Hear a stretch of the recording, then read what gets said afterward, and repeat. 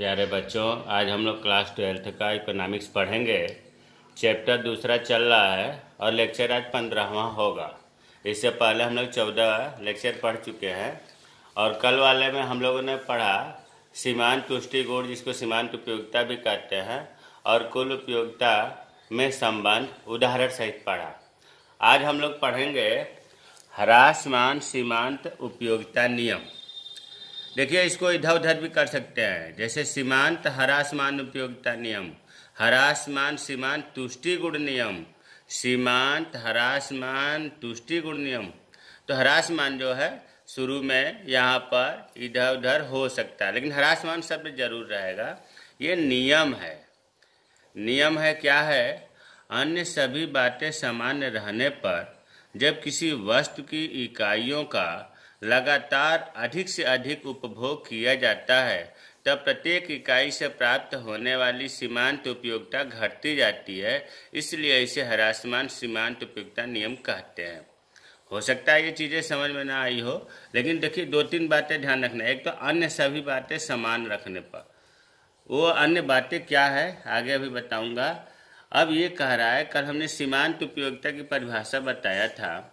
परिभाषा बताया था कि एक अतिरिक्त इकाई के उपभोग करने से जो कुल तुष्टि गुण में वृद्धि होती है उसे सीमांत उपयोगिता कहते हैं, या एक इकाई के उपभोग से जो हमें उपयोगिता मिलती है उसे सीमांत तुष्टि गुण या सीमांत उपयोगिता कहते हैं। तो वही चीज़ है, किसी वस्तु की इकाइयों का लगातार अधिक से अधिक उपभोग किया जाता है। जैसे मान लो, उदाहरण कल वाला ही उदाहरण हमने रखा है कि रोटी की अगर एक इकाई है, हम खाते हैं, किसी को भूख लगी है या हम ही को भूख लगी है, एक पहली रोटी जब खाया तो हमें उपयोगिता 12 मिली।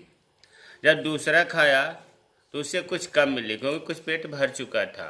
तीसरा खाया तो उससे भी कम 4 उपयोगिता मिली। चौथी रोटी खाया तो 2 उपयोगिता मिली।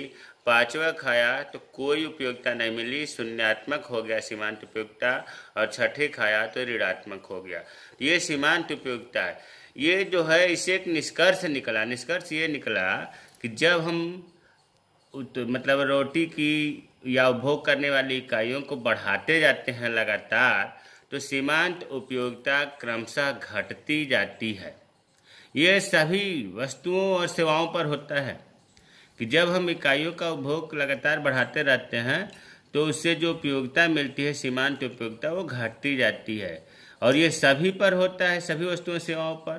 तो यही नियम, जो इकाइयों के बढ़ाने से सीमांत उपयोगिता घटते, इसी को कहते हैं ह्रासमान सीमांत उपयोगिता नियम। रटने से काम नहीं चलेगा, इसको आप समझें और उससे लिखें। तो देखो, वही चीज़ लिखा है कि लगातार अधिक से अधिक उपभोग किया जाता है तब प्रत्येक इकाई से प्राप्त होने वाली सीमांत उपयोगिता घटती जाती है। देखो, 12 से 6, 6 से 4, 4 से 2, 2 से 0 हुआ। इसलिए इसे ह्रासमान सीमांत उपयोगिता कहते हैं। अब देखो, इस नियम का सर्वप्रथम उल्लेख H. गोसेन ने, ये ऑस्ट्रियन अर्थशास्त्री थे, इनका नाम था H. गोसेन। इन्होंने खोजा था ह्रासमान सीमांत उपयोगिता का नियम, सबसे पहले गोसेन ने दिया था। इसे गोसेन का प्रथम नियम भी कहते हैं। ह्रासमान सीमांत उपयोगिता का नियम जो है, इसका एक और नाम है गोसेन का प्रथम नियम। और इसको किसने दिया? गोसेन ने। लेकिन इस नियम की विस्तृत एवं वैज्ञानिक व्याख्या का श्रेय अल्फ्रेड मार्शल, प्रोफेसर मार्शल को जाता है।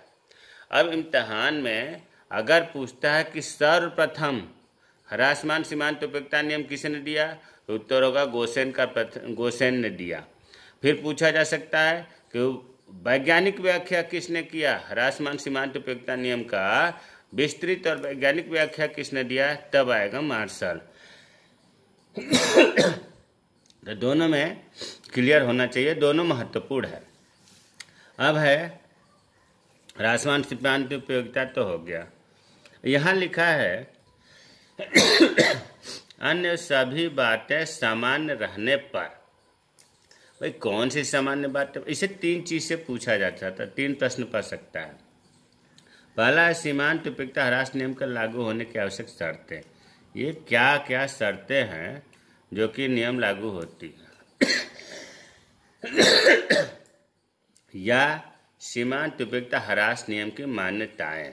देखो, शर्तें पूछे, मान्यताएं पूछे, या अन्य सभी बातें यहाँ अगर पूछे कि क्या है, तो ये 5-6 चीज़ें हैं। मतलब ये पांचों चीज़ें अगर रहेंगी तभी ह्रासमान सीमांत उपयोगिता नियम लागू होगा। पहला है, वस्तुओं का उपभोग लगातार होना चाहिए। अगर हम रोटियों की इकाई को खा रहे हैं तो लगातार होना चाहिए। ऐसा ना हो कि एक रोटी अभी खाया, फिर 2 घंटे बाद एक रोटी खाया, फिर समय का अंतराल नहीं होना चाहिए। अगर समय का अंतराल करते हैं तो फिर ह्रासमान सीमांत उपयोगिता नियम लागू नहीं होगा।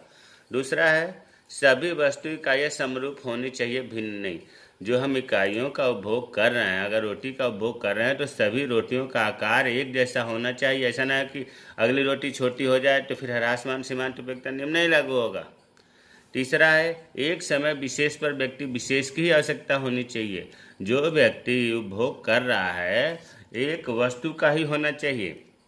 ऐसा ना हो कि बीच में उपभोग की इकाइयाँ बदल दी जाएं। चौथा है, उपभोक्ता की आय एवं उपभोग प्रवृत्ति स्थिर होना चाहिए। उपभोक्ता की आय और उपभोग करने का ढंग जो है ये बदलना नहीं चाहिए। जैसे शुरू में हुआ था वैसे ही स्थिर रहना चाहिए। उपभोक्ता के फैशन, रुचि एवं स्वभाव में कोई अंतर नहीं होना चाहिए।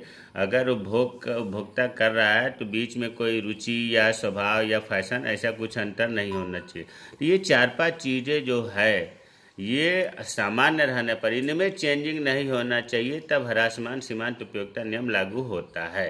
तो एक प्रश्न ये भी पूछा जा सकता है कि सीमांत उपयोगिता ह्रास नियम की मान्यताएं क्या है। मान्यता का मतलब होता है जब शर्तें लागू होने के लिए ये चीज़ें जरूरी है, नहीं तो फिर ये नियम लागू नहीं होगा। तो अब हमें उम्मीद है कि ह्रासमान सीमांत उपयोगिता नियम समझ में आ गया होगा। अब इसमें देखिए, इससे ये अलग है। 1 नंबर में पूछ देता है, 2 नंबर में, एक दिष्ट अधिमान किसे कहते हैं। यदि बंडल संयोग x1 x2, इसे पहले पढ़ते हैं तब फिर समझा दूंगा। यदि बंडल, जिसको बंडल को संयोग कहते हैं, इससे पहले आपको बजट रेखा में बताया गया है कि जब 2 वस्तुओं का आपस में संयोग कराते हैं उसे हम संयोग या बंडल या संयोजन भी कहते हैं। तो वही संयोग है ये। x1 x2 व y1 y2 उपभोक्ता के लिए उपलब्ध है। यदि बंडल x1 x2 में बंडल y1 y2 की तुलना में कम से कम एक वस्तु की इकाइयाँ अधिक है और दूसरी वस्तु की इकाइयों में कमी नहीं आती है, तो उपभोक्ता बंडल y1 y2 की तुलना में बंडल x1 x2 को अधिक पसंद करेगा, क्योंकि अधिक वस्तु से अधिक संतुष्टि मिलेगा। उपभोक्ता किसी प्राथमिकता को एक दिष्ट अधिमान या मोनोटोनिक प्रेफरेंस कहते हैं। हमें पता है कुछ भी समझ में नहीं आया होगा, लेकिन एक उदाहरण से हम इसे समझाते हैं। अगर आप ध्यान से देखेंगे तो समझ में आ जाएगा और कभी भूलेगा नहीं। देखो, सबसे पहले हम इससे अलग बात करते हैं। मान लो कि 2 प्लेट है। क्या हमने बताया? प्लेट मीन्स तस्तरी, कटोरी, ठीक है। 2 प्लेट है। इस प्लेट में 2 वस्तु रखा गया है। एक रखा गया, चलिए मान लिया कि रसगुल्ले रखे गए।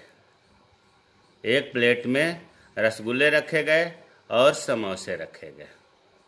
इस प्लेट में भी रसगुल्ले और समोसे रखे गए। ध्यान से देखना। अगर ये चीज़ नहीं समझ में आ रहा है तो उदाहरण से भी आप, अर्थशास्त्र ऐसी चीज़ है, अगर आपको कोई चीज़ नहीं समझ में आता है तो उदाहरण से लिख देंगे, वो भी सही माना जाएगा। सीमांत उपयोगिता ह्रास नियम किसे कहते हैं नहीं पता है, उदाहरण लिख दीजिए, उदाहरण की व्याख्या कर दीजिए, सही माना जाएगा। अच्छा, ये 2 प्लेट हमने दिखाया। मान लो ये प्लेट 1 है, या प्लेट 2 है। इसमें रसगुल्ले समोसे हैं, इसमें भी रसगुल्ले समोसे। मान लिया कि इस प्लेट 1 में, कटोरी 1 में 5 रसगुल्ले हैं और 2 समोसे हैं, और प्लेट 2 में जो है 4 रसगुल्ले हैं और 2 समोसे हैं। अभी 5 + 2 7 इकाई इसमें भी है, इसमें 6 इकाई है। ध्यान देने की बात है। अगर मान लो कि इस पूरे प्लेट का दाम 50 रुपये है। कितना है? 50 रुपये।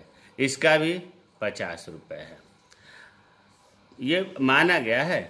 अब 50 रुपये जब उपभोक्ता इसको देगा तो देखेगा कि भाई 50 रुपये में 5 रसगुल्ले 2 समोसे मिल रहे हैं, यहाँ भी 50 दे रहे हैं तो 4 ही रसगुल्ले मिल रहे हैं, 2 समोसे मिल रहे हैं। तो जबकि देखो इसमें 1 इकाई बढ़ रही है, इसमें इससे 4 इकाई इसमें था, इसमें 5 हो रहा है, जबकि दूसरे वस्तु में कमी नहीं हो रही है। तो उपभोक्ता क्या करेगा, इसको उपभोक्ता जो है कौन सा सेट खरीदेगा, इसे खरीदेगा। क्यों खरीदेगा, क्योंकि इसमें 1 इकाई ज़्यादा है, रसगुल्ले 1 ज़्यादा है। तो इसको हम इसकी भाषा में कहते हैं कि अधिक क्यों खरीदेगा, क्यों नहीं इसको खरीदे, इसलिए कि अधिक वस्तु के उपभोग से अधिक संतुष्टि मिलती है। भाई ज़्यादा वस्तु खाएगा तो ज़्यादा उसे संतुष्टि मिलेगी। तो इसका जो ये प्रेफरेंस है, इसका जो ये इसे प्राथमिकता है, इसी को कहते हैं एकनिष्ठ अधिमान। मतलब 2 संजोगों में उसने इसे पसंद किया, इसको चुना। क्यों चुना, क्योंकि इसमें की कई ज़्यादा थी, इसी को चुनने को बाध्यता नहीं है कि इसी को लो, इसको चुनना है। क्यों चुनना है, क्योंकि इसमें की कई ज़्यादा है, इसे कहते हैं एकनिष्ठ अधिमान। तो इस उदाहरण को भी आप इसको कुछ न लिखकर इसको भी आप लिखेंगे तब भी सही है। अब इसको अर्थशास्त्र की भाषा में समझ लें। देखो प्लेट के जगह पर हमने संयोग लिखा, बंडल लिखा। अर्थशास्त्र की भाषा में प्लेट के जगह पर हमने बंडल लिख दिया। रसगुल्ला 1 वस्तु है, समोसा 1 वस्तु है, तो हमने रसगुल्ला को लिख दिया x1, समोसे को लिख दिया x2। कोई दिक्कत नहीं। प्लेट 2 को रसगुल्ला और समोसा, इसके लिए हमने y1 रसगुल्ले के लिए कर दिया, समोसे के लिए y2। अर्थशास्त्र की भाषा में कर दिया। अब वही चीज़ ये कह रहा है, देखो कि एक उपभोक्ता के पास 2 बंडल उपलब्ध है। देखो लिखा है, यदि बंडल संयोग x1 x2 y1 y2 उपभोक्ता के लिए उपलब्ध है। ये चीज़ क्लियर हो गया, प्लेट की जगह पर बंडल कर दिया। अब ये कह रहा है कि इसमें इस बंडल में x1 x2 के जो इकाई है y1 y2 से ज़्यादा है, किसी एक वस्तु का ज़्यादा है। और ध्यान देने की बात है कि दूसरे वस्तु में कमी नहीं हो रही है। इसमें भी 2 समोसे थे, इसमें भी 2 समोसे हैं, लेकिन 1 इकाई की बढ़ोतरी हो रही है। तो वही चीज़ लिखा है, देखो x1 यदि बंडल x1 x2 में y1 y2 की तुलना में कम से कम 1 वस्तु की इकाइयाँ अधिक है। ये देखो x1 अधिक है, 5 है, और दूसरी वस्तु की इकाइयों में x2 और y2 कोई कमी नहीं आती है। तो उपभोक्ता क्या करेगा, y1 y2 की तुलना में बंडल x1 x2 को पसंद करेगा। y1 y2 की जगह इसको पसंद करेगा। क्यों करेगा, क्योंकि अधिक वस्तु के उपभोग से अधिक संतुष्टि मिलेगा। उपभोक्ता किसी प्राथमिकता को एकनिष्ठ अधिमान कहते हैं।